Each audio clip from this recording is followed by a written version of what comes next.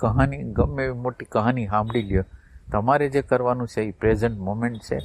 એ present moment સિવાય કાંઈ વસ્તુ નથી. હવે તમારા બધા શાસ્ત્રો છે એ આમાંથી પ્રગટ થવાના. એટલે બહુ કંઈ માથાકૂટ કરવાની નથી, ખાલી પ્રેઝન્ટ મોમેન્ટ એટલે બધા શાસ્ત્રો ભૂલી જવાના. કલ્પનાના રાજ્યમાં આપણે નથી રહેવાનું. એમ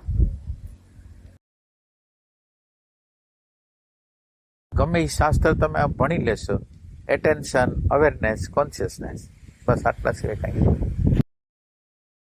શાસ્ત્રો તો બુદ્ધિને સૂક્ષ્મ કરવા માટે, પછી એને ધક્કો મારી દેવાનો.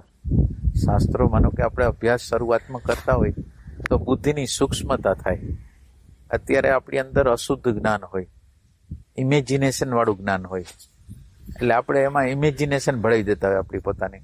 દર્શનનું ન હોય, દર્શનનું અને ઇમેજિનેશનનો આપણે વિભાગ ન પાડી શકતા હોય અત્યારે. એટલે અંદાજથી આપણે જ્ઞાનને કરતા હોય.